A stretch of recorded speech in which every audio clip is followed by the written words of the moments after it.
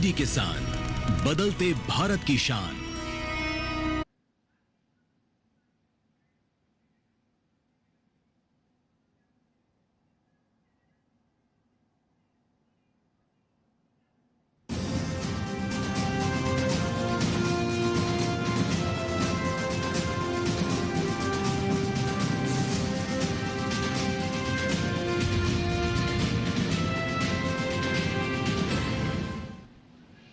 नमस्कार, किसान समाचार में आप सभी दर्शकों का स्वागत है। मैं हूं साइमा खान। नजर डाल लेते हैं सबसे पहले हेडलाइंस पर।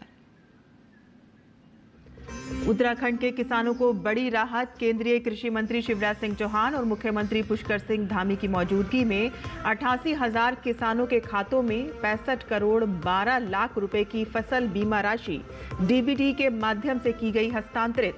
मुक्तेश्वर में 100 करोड़ से बनेगा क्लीन प्लांट सेंटर।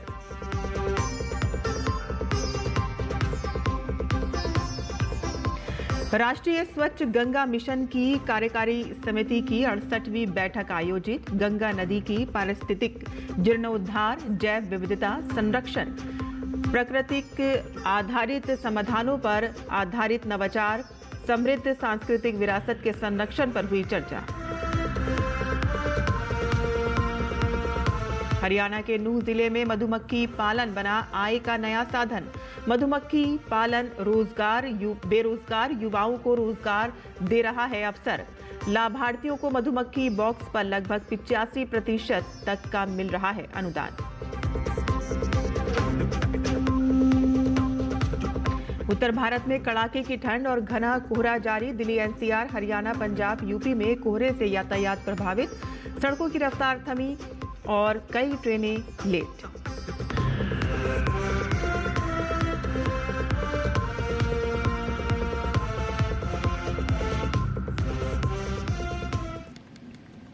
समाचार विस्तार से।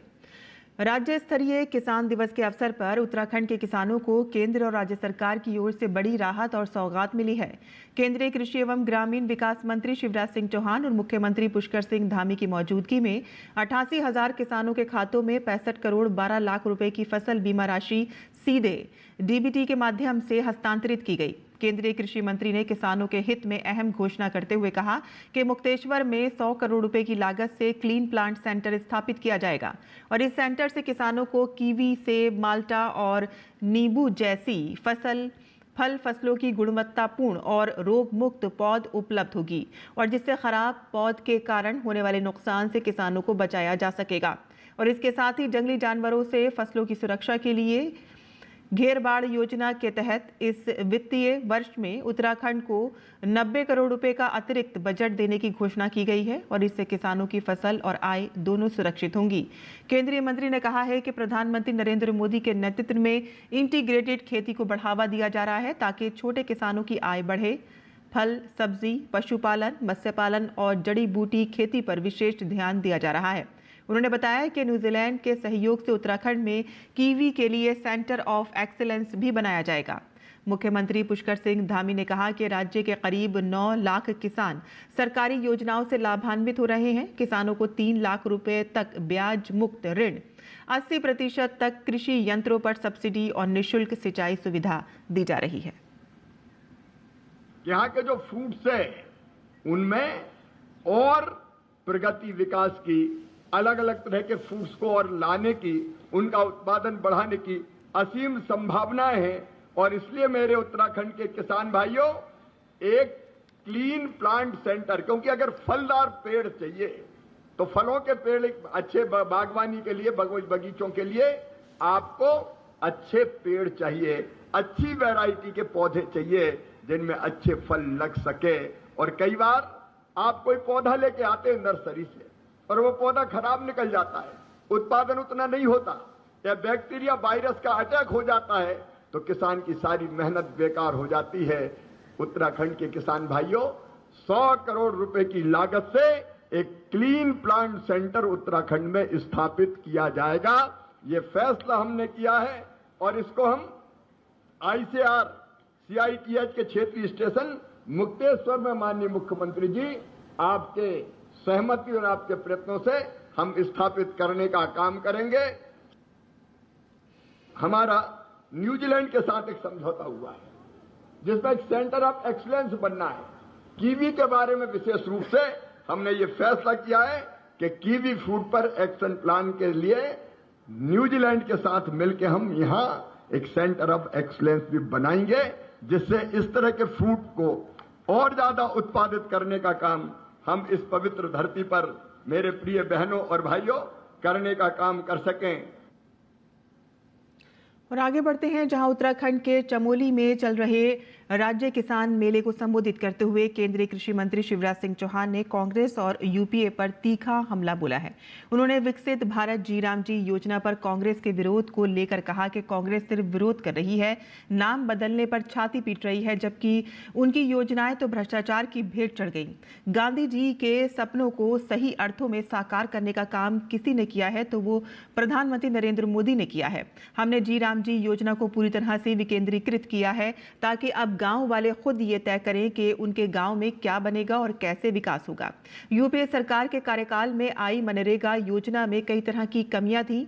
मनरेगा भ्रष्टाचार की पर्याय बन गई थी और इसीलिए प्रधानमंत्री जी ने मार्गदर्शन में एक परफेक्ट दूसरी योजना बनानी पड़ी है और इसीलिए मनरेगा की जगह पर विकसित भारत जी राम जी योजना मोदी जी ने बनाई है। और अब कांग्रेस आंसू बहा रही है कि मनरेगा खत्म कर दी गई है, जबकि हमने कुछ खत्म नहीं किया है और नया प्रारंभ किया है। आपसे मैं पूछना चाहता हूं, कांग्रेस विरोध कर रही है, छाती पीट रही है, नाम बदल दिया, नाम बदल दिया। उनकी योजना तो भ्रष्टाचार की बलि चढ़ी। मोदी जी ने अच्छा काम किया तो उसका विरोध कर रहे हैं और इसलिए दूसरे काम जो मोदी जी ने किया है, हमारी सरकार ने किया है कि इस पैसे का उपयोग गांव के संपूर्ण विकास में होगा और गांव में जो विकास के काम होंगे वो दिल्ली तय नहीं करेगी, वो देहरादून भी तय नहीं करेगी, वो गांव की जनता तय करेगी, ग्राम सभा तय करेगी, ग्राम पंचायत तय करेगी। केंद्रीय कृषि और ग्रामीण विकास मंत्री शिवराज सिंह चौहान ने विकसित भारत जी राम जी कानून का विरोध करने वालों से कहा है कि केवल विरोध के लिए विरोध न करें, बल्कि विरोध करने के बजाय इसका उपयोग देश के मजदूर, ग्रामीण विकास और किसानों के हित में करें।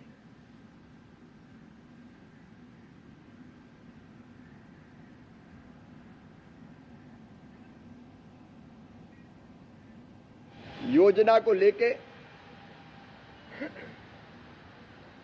सरकार सारी स्थितियां स्पष्ट कर रही है। ये बहुत उपयोगी योजना है। प्रधानमंत्री जी को मैं इस कानून और योजना के लिए बधाई देता हूं और विपक्षी दलों के मित्रों से ये आग्रह करना चाहता हूं कि अंध विरोध करने के बजाय इस योजना का उपयोग राज्य के मजदूरों के हित में करें, गांव के विकास के लिए करें। इस योजना को ढंग से जमीन पर उतारकर अपने राज्य के ग्रामीण क्षेत्र के विकास, मजदूर और किसान कल्याण के काम में वो जुटे। हरियाणा के नूह जिले में मधुमक्खी पालन बेरोजगार युवाओं और भूमिहीन किसानों के लिए आय का बेहतर विकल्प बनकर उभरा है। जिला बागवानी विभाग की योजना के तहत युवाओं को निःशुल्क प्रशिक्षण, भारी अनुदान, बैंक लोन में सहायता और शहद की सरकारी खरीद की सुविधा दी जा रही है। जिला बागवानी अधिकारी डॉक्टर अब्दुल रज्जाक के अनुसार प्रशिक्षण के बाद लाभार्थियों को 50 मधुमक्खी बॉक्स पर लगभग 85% अनुदान मिलता है। एक बॉक्स से सालाना औसतन 50 किलो शहद तैयार होता है और जिससे अच्छी आमदनी संभव है। यदि बाजार में खरीद ना मिले तो सरकार 110 रुपये प्रति किलो की दर से शहद खरीदती है। उन्होंने बताया है कि मधुमक्खियों से न केवल शहद उत्पादन बढ़ता है, बल्कि परागण के कारण सरसों और फलों की फसलों की गुणवत्ता और पैदावार में भी वृद्धि होती है और इससे मधुमक्खी पालन किसानों के लिए लाभकारी और टिकाऊ व्यवसाय बन रहा है।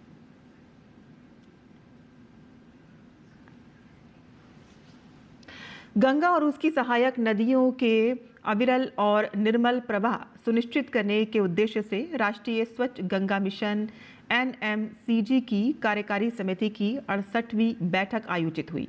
राष्ट्रीय स्वच्छ गंगा मिशन महानिदेशक राजीव कुमार मित्तल की अध्यक्षता में गंगा नदी के पारिस्थितिक जीर्णोद्धार, जैव विविधता संरक्षण, प्राकृतिक आधारित समाधानों पर आधारित नवाचार, समृद्ध सांस्कृतिक विरासत के संरक्षण और अवसंरचना परियोजनाओं के त्वरित कार्यान्वयन पर चर्चा हुई। बैठक में गंगा बेसिन में विलुप्त प्राय पक्षियों के संरक्षण के लिए भारतीय स्किमर प्रजाति के पक्षी सहित रेत के टीलों पर घोंसला बनाने वाले पक्षियों के प्रजनन स्थलों की सुरक्षा हेतु नई परियोजना को स्वीकृति दी गई। नमामि गंगा मिशन द्वितीय चरण के अनुरूप ये परियोजना दीर्घकालिक निगरानी, सामुदायिक भागीदारी और साक्ष्य आधारित संरक्षण पर केंद्रित है। परियोजना के तहत चंबल नदी और निचली गंगा के घोंसलों की निगरानी जारी रहेगी और बिजनौर, नरोरा और प्रयागराज में भी इसे आरंभ किया जाएगा।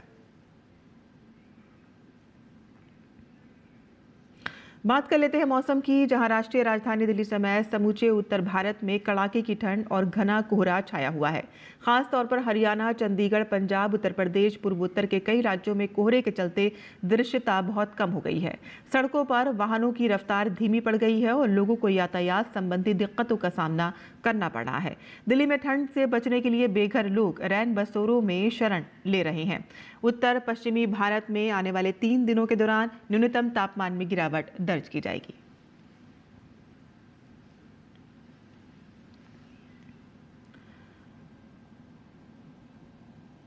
संयुक्त राष्ट्र के खाद्य एवं कृषि संगठन ने अफगानिस्तान भर में किसान परिवारों को गेहूं की खेती के लिए 87,400 पैकेट वितरित किए हैं। खाद्य एवं कृषि संगठन ने रविवार को एक बयान में कहा कि प्रमाणित गेहूं के बीजों को जब गुणवत्तापूर्ण उर्वरक दिया जाता है तो वह पारंपरिक किस्मों की तुलना में अधिक पैदावार देने में सक्षम होते हैं और इससे परिवारों को अधिक फसल उगाने, समुदायों का पेट भरने और आय अर्जित करने में मदद मिलती है। देश की 3.5 करोड़ से अधिक की आबादी में से लगभग 80% लोग अपनी आजीविका के लिए कृषि पर निर्भर हैं।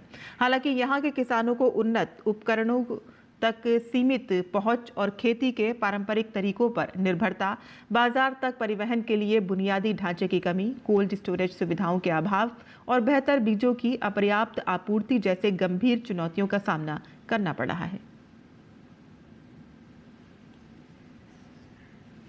केंद्रीय वाणिज्य और उद्योग मंत्री पीयूष गोयल ने सोमवार को कहा कि 100% भारतीय निर्यात पर 1 जनवरी से ऑस्ट्रेलिया में 0 ड्यूटी लगेगी और इससे अधिक श्रम उपयोग वाले उद्योगों को फायदा होगा और साथ ही कई उद्योगों के लिए नए अवसर खुलेंगे। गोयल ने बताया कि कॉम्प्रिहेंसिव इकोनॉमिक कॉर्पोरेशन एग्रीमेंट के लिए कई देशों के साथ भारत बातचीत कर रहा है। भारत ऑस्ट्रेलिया व्यापार समझौते के इंडो पैसिफिक में देश की आर्थिक भागीदारी बढ़ रही है और ये मेक इन इंडिया और विकसित भारत 2047 के विजन के अनुरूप है। भारत ऑस्ट्रेलिया आर्थिक सहयोग और व्यापार समझौते की 3री सालगिरह पर केंद्रीय मंत्री ने कहा कि हम एक ऐसी साझेदारी का जश्न मना रहे हैं जिसने इरादों को अवसर में बदला है। गोयल ने सोशल मीडिया प्लेटफॉर्म एक्स पर एक पोस्ट में लिखा कि साथ मिलकर भारत और ऑस्ट्रेलिया साझा समृद्धि और भरोसेमंद व्यापार का भविष्य बना रहे हैं। गोयल के अनुसार पिछले 3 सालों में इस समझौते से लगातार एक्सपोर्ट ग्रोथ, बेहतर मार्केट एक्सेस और मजबूत सप्लाई चेन मिली है, जिससे भारतीय निर्यातकों, MSME, किसानों और मजदूरों सभी को फायदा हुआ है। वित्त वर्ष 2024-25 में ऑस्ट्रेलिया को भारत का निर्यात 8% बढ़ा, जिससे भारत का व्यापार संतुलन बेहतर हुआ है। Manufacturing, chemical, textile, plastic, pharmaceutical, petroleum products और रत्न और आभूषण जैसे क्षेत्रों में अच्छी बढ़ोतरी देखी गई है। केंद्रीय मंत्री ने कहा कि कृषि निर्यात में बड़े पैमाने पर बढ़ोतरी दर्ज की गई है, जिससे फल और सब्जियां, समुद्री उत्पादों, मसालों में अच्छी वृद्धि हुई है और कॉफी के निर्यात में भी बड़ी बढ़त दर्ज की गई है। अप्रैल-नवंबर 2025 में रत्न और आभूषण का निर्यात 16% बढ़ा है। और अब बात कर लेते हैं विकसित भारत जी राम जी कानून की।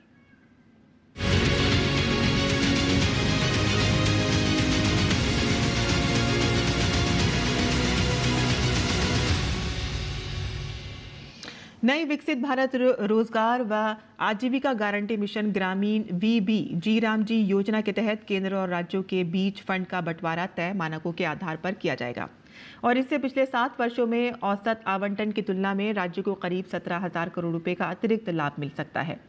ये बात सोमवार को जारी SBI रिसर्च की एक रिपोर्ट में कही गई है। स्टेट बैंक ऑफ इंडिया के group chief economic adviser doctor Soumya Kranti Ghosh ने बताया है कि अगर केवल केंद्र के हिस्से का मूल्यांकन 7 तय मानकों के आधार पर किया जाए तो ज्यादातर राज्यों को फायदा होगा, और अगर पैसों का बंटवारा साफ और तय मानकों के आधार पर किया जाए तो इससे विकसित और पिछड़े दोनों तरह के राज्यों को फायदा होगा, और साथ ही राज्य अपने 40% योगदान से इस योजना के नतीजों को और बेहतर बना सकते हैं। रिपोर्ट के अनुसार इन 7 मानकों को न्याय और कार्य क्षमता के आधार पर बांटा गया है। इसमें मनरेगा योजना के तहत वित्त वर्ष 2019 से 2025 तक साल 2020 से 21 को छोड़कर औसत आवंटन की तुलना नए तय मानकों से की गई है।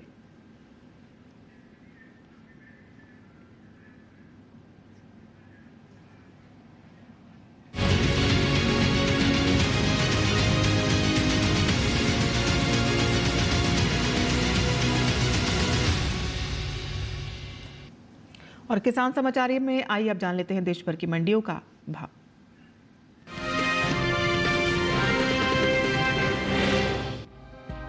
कृषि उपज मंडियों में सोमवार को गेहूं के सौदे उठापटक के साथ हुए।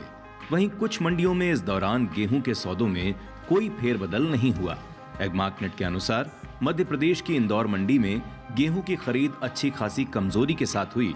यहां 27 दिसंबर को इसका भाव रहा 2,701 रुपए, जो कि 29 दिसंबर को 235 रुपए टूटकर 2,466 रुपए रह गया। जबकि गुजरात की धोराजी मंडी में 27 दिसंबर को गेहूं का भाव रहा 2,325 रुपए, जो कि 29 दिसंबर को 25 रुपए चढ़कर 2,350 रुपए पर पहुंच गया। राजस्थान की बस्सी मंडी में भी गेहूं के सौदे बढ़त के साथ हुए। यहाँ 29 दिसंबर को इसका भाव 23 रुपए उछलकर 2,475 रुपए से 2,498 रुपए हो गया। वहीं उत्तर प्रदेश की लालगंज मंडी में इस दौरान गेहूं का कारोबार स्थिर भाव पर हुआ। यहाँ 27 और 29 दिसंबर को इसकी खरीद बिना किसी फेरबदल के साथ 2,450 रुपए पर हुई।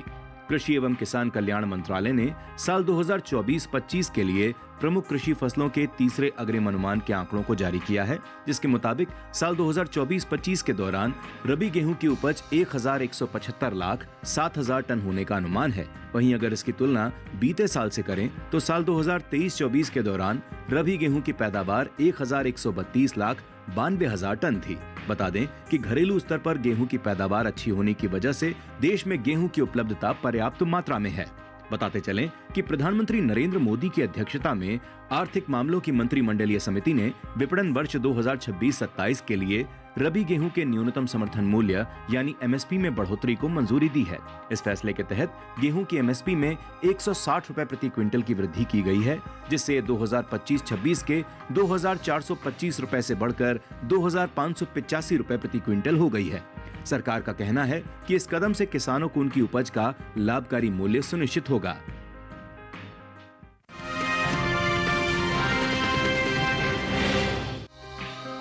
सोमवार को ज्यादातर मंडियों में टमाटर के सौदे सुस्ती के साथ हुए, जबकि कुछ मंडियों में इसके भाव थमे रहे। एग्मार्कनेट के मुताबिक गुजरात की राजकोट मंडी में टमाटर का कारोबार भारी कमजोरी के साथ हुआ। यहाँ 27 दिसंबर को टमाटर का भाव 4,510 रुपए था, जो 29 दिसंबर को 245 रुपए लुढ़क कर 4,265 रुपए रह गया। उत्तर प्रदेश की फिरोजाबाद मंडी में भी इस दौरान टमाटर के सौदों में नरमी देखने को मिली। यहाँ 27 दिसंबर को टमाटर की कीमत 2,485 रुपए थी, जो 29 दिसंबर को 35 रुपए घटकर 2,450 रुपए क्विंटल रह गई। उत्तर प्रदेश की आजमगढ़ मंडी में टमाटर के भाव में सुस्ती का सिलसिला जारी रहा। यहाँ 27 दिसंबर को टमाटर का भाव 2,720 रुपए था। 29 दिसंबर को इसके सौदे 20 रुपए गिरकर 2,700 रुपए पर हुए। जबकि हरियाणा की शाहाबाद मंडी में टमाटर के भाव की बात करें तो यहाँ 27 दिसंबर को टमाटर का भाव था 3,200 रुपए। 29 दिसंबर को इसकी खरीद बिना किसी बदलाव के 3,200 रुपए पर ही हुई। टमाटर की पैदावार को देखें तो भारत के 7 राज्य ऐसे हैं जहां टमाटर की सबसे ज्यादा खेती होती है। ये राज्य देश का 75% टमाटर पैदा करते हैं। आंध्र प्रदेश ऐसा राज्य है जहां सबसे ज्यादा टमाटर की पैदावार देखने को मिलती है। यहाँ कुल टमाटर की पैदावार का तकरीबन 17% टमाटर पैदा होता है। इसके बाद कर्नाटक, मध्य प्रदेश, तमिलनाडु, उड़ीसा, गुजरात और पश्चिम बंगाल है। कृषि मंत्रालय की ओर से जारी तीसरे अग्रिम अनुमान के मुताबिक घरेलू स्तर पर टमाटर की पैदावार साल 2024-25 के दौरान 194 लाख 68,000 टन होने की उम्मीद जताई गई है, जबकि पिछले साल इस दौरान टमाटर की उपज लगभग 213 लाख 23,000 टन थी।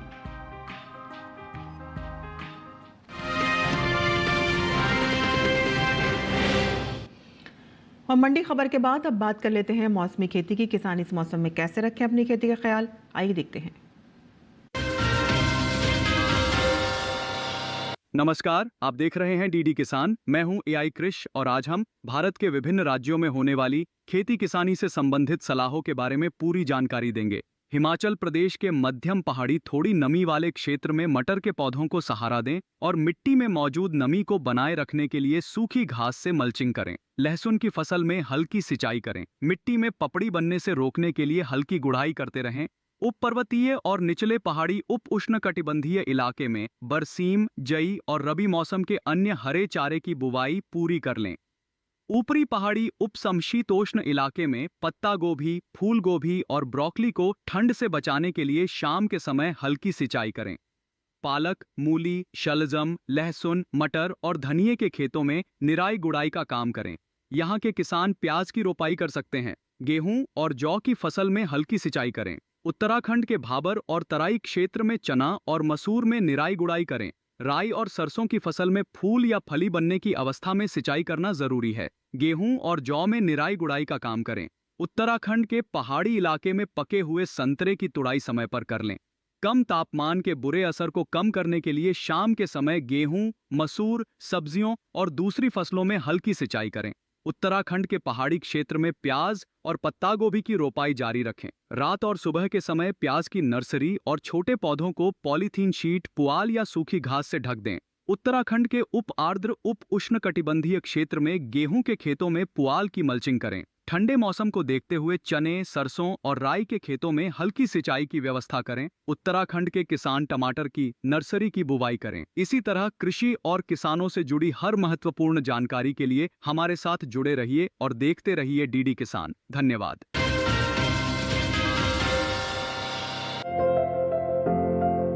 ये समय बैंगन की बुआई के लिए अनुकूल है। बैंगन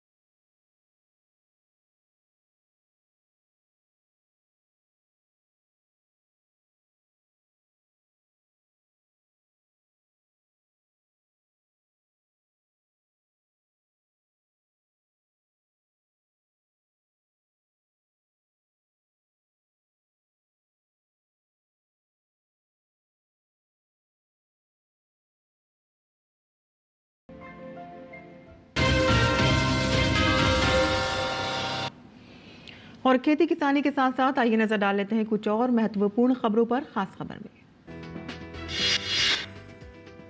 भारतीय जनता पार्टी के वरिष्ठ नेता और केंद्रीय गृह एवं सहकारिता मंत्री अमित शाह पश्चिम बंगाल के 3 दिवसीय दौरे पर हैं। कल देर शाम कोलकाता पहुंचने पर भाजपा कार्यकर्ताओं ने उनका जोरदार स्वागत किया। केंद्रीय उड्डयन मंत्री के राम मोहन नायडू ने स्वदेश में निर्मित अगली पीढ़ी के हेलीकॉप्टर ध्रुव NG की पहली उड़ान को दिखाई हरी झंडी। कहा कि भारत बना दुनिया का तीसरा सबसे बड़ा घरेलू विमान निर्माता।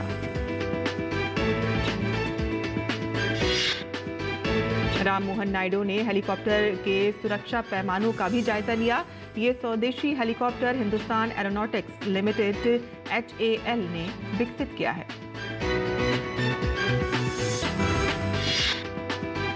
Defence research and development organisation ने ओडिशा के चांदीपुर स्थित इंटीग्रेटेड टेस्ट रेंज में Pinaka long range guided rocket LRGR-120 का पहला सफल उड़ान प्रशिक्षण किया।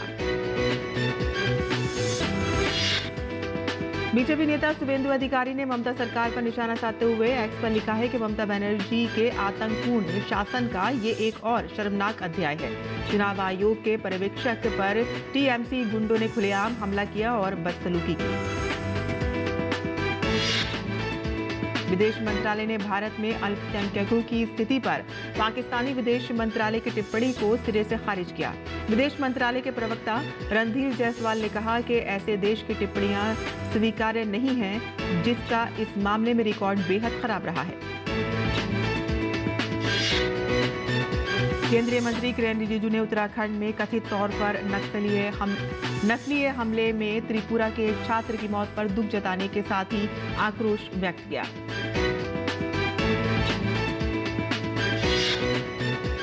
उत्तर प्रदेश के उप मुख्यमंत्री केशव प्रसाद मौर्य प्रयागराज के माघ मेले की तैयारियों का जायजा लिया। उन्होंने अधिकारियों को निर्देश दिया है कि 3 जनवरी से पहले सभी काम पूरे कर लिए जाएं।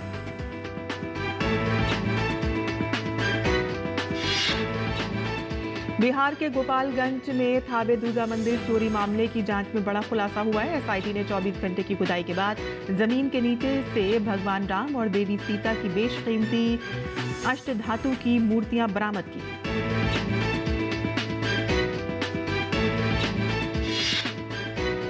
भारतीय अंतरिक्ष कार्यक्रम के जनक विक्रम अंबालाल साराभाई की पुण्यतिथि आज। भारत में अंतरिक्ष और विज्ञान के क्षेत्र में महत्वपूर्ण योगदान के लिए जाने जाते हैं।